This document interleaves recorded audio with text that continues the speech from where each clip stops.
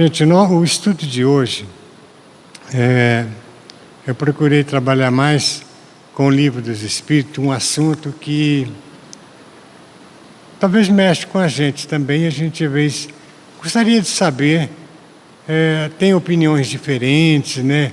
Mas Kardec coloca, né, no Livro dos Espíritos, bem sintetizado assim, algumas posições que foram reveladas pelos Espíritos.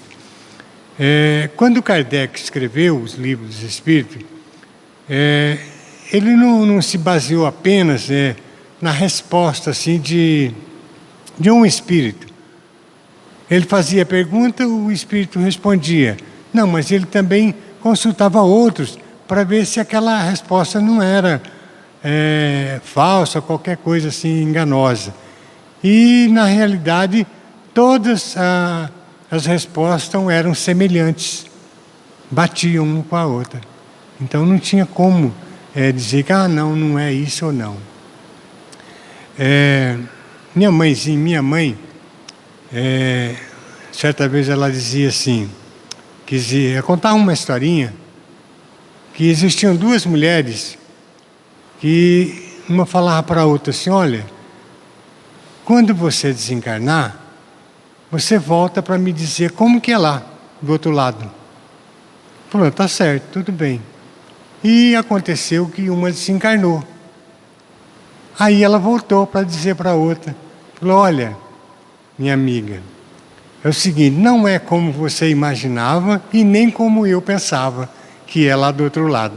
É totalmente diferente. Então esse é o estudo de hoje. O que acontece, né, quando desencarnamos? O que acontece com o espírito quando desencarnamos? E Kardec coloca muito bem essas situações que dá para a gente assim, uma luz, assim, porque a gente fica pensando, olha, mas o que será que vai acontecer? Como que vai ser? Né? Então, a gente tem uma ideia assim, mais ou menos. Então, segundo Kardec, na erraticidade que nós colocamos, né, é o estado dos espíritos errantes. Então, os espíritos errantes, né, são todos aqueles que não são encarnados. Entendeu? Aquele desencarnou, ele é espírito errante. Então, durante os intervalos, né, de suas encarnações corpóreas, então ele se torna um espírito errante. Isso não quer dizer que é uma situação de inferioridade. Não. Propriamente não. Os espíritos errantes existem de todas as classes e todas as ordens. Menos, né, não são errantes os espíritos puros. Aqueles espíritos de primeira ordem que já alcançaram um nível bem elevado que não tem mais necessidade de reencarnar. Então, esses não são espíritos errantes. Então, Kardec coloca também se eles são felizes ou infelizes, né, esses espíritos errantes. Segundo, né, o grau de sua purificação. Depende deles, do que ele fez aqui na Terra. Tá? É nesse estado que o espírito, depois que ele é despido, né, do corpo, né, que ele consegue ver com clareza as coisas que aconteceram nas encarnações, né, os erros que ele praticou, e reconhece, né, o que afastou ele da perfeição e da busca da felicidade. Aí, então, ele pode escolher novas provas, né, para tentar reencarnar, né, e tentar melhorar e elevar desse nível. Então, assim como no mundo corpóreo, a erraticidade está carregada de espíritos que se agrupam. Como nós nos agrupamos, né? Nós nos agrupamos por afinidade, por mesmo pensamento, nós pensamos da mesma forma aqui no centro espírita, né? Eles também se agrupam lá, do outro lado, esses espíritos errantes. Chico Xavier, né, coloca muito bem isso aí, que são chamados de colônias espirituais. Existem milhares delas. Como o nosso lar, né, que foi passado, existe o livro, passado em cinema, tudo. Porque ao contrário de que muitos pensam, né, os espíritos não ficam vagando por aí sem destino nenhum. Então, normalmente, eles se agrupam, dependendo da afinidade, né, para tentar seguir um caminho. Como nós nos agrupamos, né, aqui, lá também é a mesma coisa. Eles se agrupam para buscar a melhoria e se reintegrarem nessa sociedade espiritual lá, do outro lado. É bom não confundir a erraticidade, né, que são os espíritos errantes, com umbral, tá? É diferente, né? A erraticidade são os espíritos desencarnados. E o umbral, né, é um lugar transitório por onde passam aqueles espíritos que não souberam aproveitar as oportunidades, né, de evolução na sua vida aqui na Terra. Como André Luiz, quando desencarnou, né, ele se encontrou num umbral assim. Um umbral seria um lugar obscuro, muito difícil, né? Depois ele progrediu, né, foi para a colônia, né? Mas umbral não quer dizer que é o espírito errante, é diferente, tá? Então, Kardec coloca, gente, na questão 223 até a 233, as situações, né, que coloca a alma reencarna, né? Ele pergunta na questão 223. A alma reencarna logo após se separa do corpo? Então, tem muita gente que não consegue entender isso aí. Acha que, não, eu desencarnei, acabou tudo. Se é uma pessoa má, bom, eu desencarnei, acabou tudo. Não, não é bem assim, tá? Algumas vezes, né, ele reencarna imediatamente. Depende do espírito, né? Mas normalmente, né, de ordinário, ele só reencarna depois de intervalos assim, mais ou menos longo, até muito longo, né? Nos mundos superiores, né, a reencarnação é quase que imediata, porque o espírito, quando é encarnado neste mundo, ele goza assim de todas as suas faculdades, percepções que nós não temos, né, em mundos superiores. Eles têm mais facilidade para desencarnar, para desenvolver também, né, porque a matéria é menos densa, né, e tudo para ele é mais fácil. Kardec pergunta ainda: o que é a alma no intervalo das encarnações? O que acontece? O que é a alma quando ele desencarna? O espírito é um espírito errante, né, que aspira um novo destino, que aspira uma coisa melhor, tentar melhorar. Ele tem condições, porque ele consegue ver nas encarnações passadas, né, os erros que cometeu, né? Então, ele vai tentar melhorar e aspirar uma melhoria no seu destino. Quanto tempo dura esses intervalos? Tá? Essas encarnações, quanto tempo que dura? Tá? Desde algumas horas até milhares de séculos. Parece brincadeira, né? Mas realmente é isso aí. Propriamente falando, não há limite estabelecido para o estado de erraticidade, que pode prolongar-se muitíssimo, mas que nunca é perpétuo. Teve uma vez um palestrante que disse, olha, eu tenho duas coisas para dizer para vocês. A primeira é que nós todos vamos desencarnar. Não vai ficar nenhum que não vai desencarnar, que vai ficar para a semente. Tá? E a segunda é que todos serão salvos. Todos, não vai ficar nenhum para trás. Deus não vai permitir que fique ninguém para trás. Para alguns vai demorar muito, né? Porque ele vai ter que reencarnar muitas vezes para poder atingir o grau de perfeição. Cedo ou tarde, o espírito terá que volver a uma existência apropriada, purificar as máculas, né, de sua existência precedente.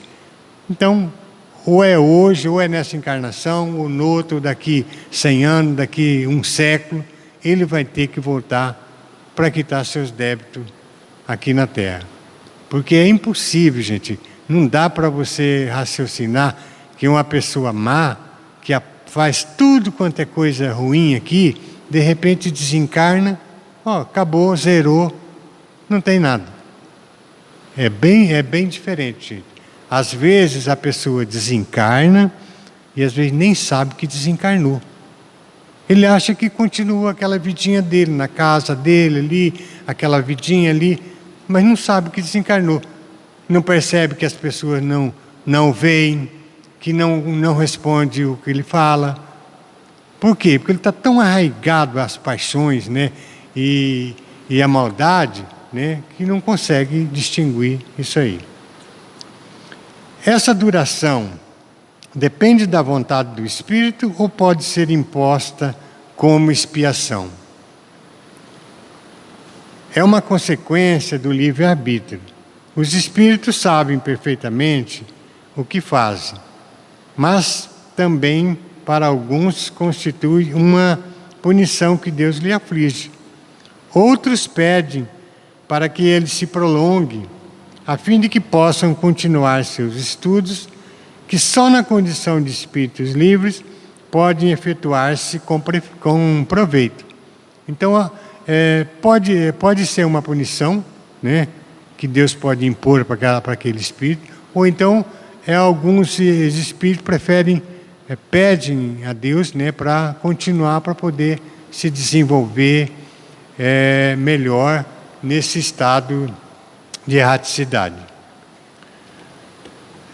Na questão 225, a erraticidade é por si um sinal de inferioridade dos espíritos. Quer dizer, se ele for um espírito que está na erraticidade, ele pode ser um sinal de inferioridade? Não. Porquanto não há espíritos errantes, há espíritos errantes de todos os graus. A encarnação é um estado transitório. Já o dissemos, o espírito se acha no seu estado normal quando está liberto da matéria. Então, o corpo, né, é como se fosse uma prisão assim. Quando ele sai, ele sente a liberdade, porque ele consegue enxergar tudo e todas as situações passadas. Pode-se dizer, outra questão, pode-se dizer que os que são espíritos errantes, todos que não estão encarnados? Sim. Com relação aos que tenham de reencarnar, sim, com relação aos que tenham que reencarnar. Não são espíritos errantes somente os espíritos puros, tá? Os que chegaram à perfeição. Esses se encontram no seu estado de perfeição, tá? Então, esses espíritos puros que não precisam mais reencarnar. Então, eles não são mais espíritos errantes, tá? E não quer dizer que a gente pode ver o espírito errante assim como uma ave de arribação que chega numa ilha para descansar, para se alimentar, depois continua seu voo, né, para outro lugar, né, e aí ele vai aprendendo. Cada lugar que ele vai chegando, aprende uma coisa, aprende outra e vai melhorando. É isso aí. De que modo se instruem os espíritos errantes? É o que nós acabamos de falar. Eles estudam e procuram meios de elevar-se. Veem, observam o que ocorre nos lugares onde vão, ouvem os discursos dos homens doutos e os conselhos dos espíritos mais elevados E tudo isso lhe incute ideias que antes não tinham. Isso acontece com a gente aqui, na situação de encarnado. A gente não procura melhorar, estudar, ouvir bons conselhos, palestras que a gente pode tirar aquilo que a gente se identifica com aquilo. Então, é a mesma coisa quando eles querem se instruir. Tá? Conservam os espíritos, gente, algumas paixões humanas, quase sempre, né? Com invólucro imaterial, os espíritos puros não. Deixam as paixões má aqui embaixo. Os espíritos puros, tá? Eles desencarnou, né?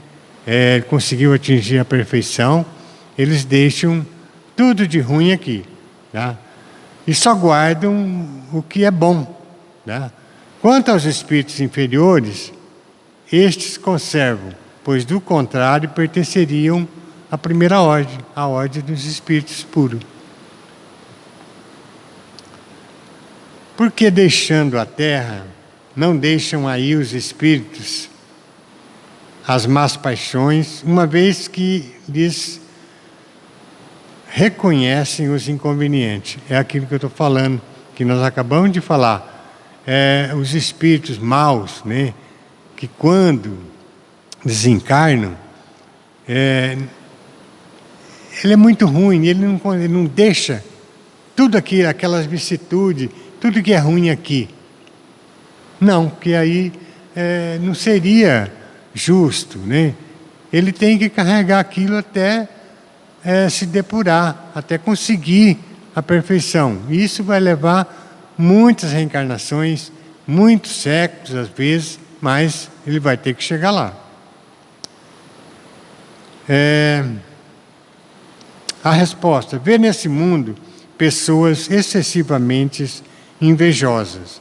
Imagina-as que, deixando a terra, perdem esse efeito.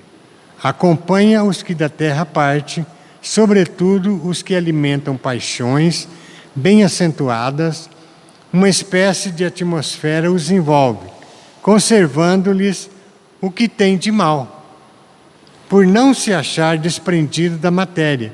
Só por momentos ele entrevê a verdade, que lhe aparece para lhe mostrar o bom caminho. É difícil o desencarnado, aquela pessoa que a vida inteira, naquela encarnação, trilhou o caminho do mal, ele se desprender das paixões aqui da Terra. Muito difícil. E nós temos visto em vários estudos aí, isso é o que acontece, não consegue se desgrudar daquilo ali. Na erraticidade, o espírito progride, ele consegue avançar, ele pode melhorar-se muito, tais sejam a vontade e o desejo que tenham de consegui-lo. Todavia, e na existência corporal, que põe em prática as ideias que adquiriu. Na realidade, ele consegue colocar em prática quando ele está encarnado. Se ele consegue ver que tem que melhorar, consegue fazer a sua reforma íntima, né, para tentar melhorar a cada dia um pouquinho mais, né, ele consegue então aí progredir nesse estado. São felizes os espíritos errantes? São felizes ou infelizes? Mais ou menos, né? Conforme seus méritos. Sofrem por efeitos das paixões, cuja essência conservaram, ou são felizes de conformidade com o grau de desmaterialização que hajam ser chegado. Dependendo de como ele é desprendido da matéria, né, do que deixou aqui, ele pode ser feliz. Na erraticidade, o espírito percebe o que lhe falta para ser feliz. E desde então, procura meios para alcançá-lo. Nem sempre lhe é permitido reencarnar como fora do seu agrado. representando para ele uma punição. Nem sempre ele gostaria de reencarnar como ele quer. Eu lembro do caso do livro de Voltaire, Jacó, né? E quando ele desencarnou, ele falou assim, não, eu quero ser isso, desse jeito, assim, assim. Mas levou muito tempo para ele conseguir ver a luz. Ele achou que desencarnava, pronto, já começaria a trabalhar, isso, aquilo, né? Mas não, ele teve que fazer uma caminhada muito longa para um dia chegar a ver uma resta de luz que Deus lhe permitiu, né? E ele se sentiu muito feliz com isso, porque conseguiu ver a luz e tentar melhorar a sua situação. Pode os espíritos errantes ir a outros mundos? Lembra daquela máxima, né? Há muitas moradas na casa do meu pai. Então, nós não somos, nós não temos, somos privilegiados, que só nós existimos. Existem outros mundos. Outro mundo igual ao nosso, inferior, né? Ou mais adiantado, né? Então, pode esses espíritos errantes ir a outros mundos? Conforme, pelo simples fato de haver deixado o corpo, o espírito não se acha completamente desprendido da matéria e continua a pertencer ao mundo onde ele acabou de viver, ou a outro do mesmo grau, a menos que durante a vida se tenha elevado, o que aliás constitui um objetivo para os que devem ter seus esforços, manter seus esforços, pois do contrário nunca se aperfeiçoaria. Pode, no entanto, ir a alguns mundos na qualidade de estrangeiro. A mesma coisa, você sai daqui, vai em outro país, né? Aprende alguma coisa. Eles também podem ir a um outro mundo superior, né? E aprender alguma coisa. Mas ele ainda está preso à terra, né? Por causa das suas paixões, da sua matéria. Então, de onde nasce o desejo de melhorar-se para ser digno de felicidade e habitá-lo mais tarde? Então ele precisa ser digno para poder ir para esse outro mundo, né? Que seja melhor, que seja mais elevado, um nível mais elevado. Os espíritos purificados, né? Descem a mundos inferiores. Esses espíritos puros, gente, eles descem ao mundo mais inferior, com certeza, né? Tá? Eles fazem frequentemente a fim de auxiliar o progresso. Nós temos estudado isso aí, visto e verificado muitas vezes que se tira um espírito que está lá na escuridão, né? Tenta mostrar a luz para ele, para que ele possa se desenvolver. A não ser assim, esses mundos estariam entregues a si mesmos, sem guias para dirigi-los. Então é importante que esses espíritos possam volver a esses mundos inferiores, onde existe aí muitos espíritos querendo um pouquinho de luz para poder sair daquela situação, daquela escuridão.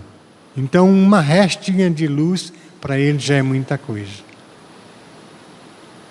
Então é uma situação muito difícil a gente... isso independe de religião, cada um tem seu pensamento, né? Fala, mas o que será depois? Mas Kardec explica bastante isso aí. Eu acho que é mais lógico, né? A gente conhece um pouco, né? Eu lembro que foi dito aqui uma vez, né? Conhecereis a verdade, que a verdade vos libertará. Então, aos pouquinhos, a gente vai se libertando, por causa do conhecimento que a gente vai tendo. É mais lógico, é mais racional a gente pensar dessa forma, porque nós não podemos pensar que desencarnou, acabou. Não tem como. E o que nós fizemos de bom ou de mal, quer dizer, encerrou ali? Não. Se você fez de bom, você vai ter os seus méritos. Se você fez de mal, você vai ter que voltar muitas vezes para conseguir melhorar.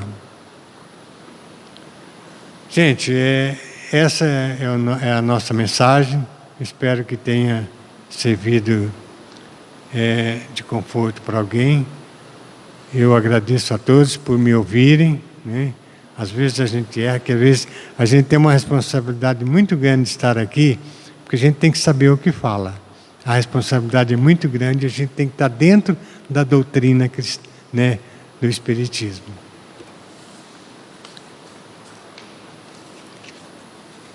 Vamos orar, né?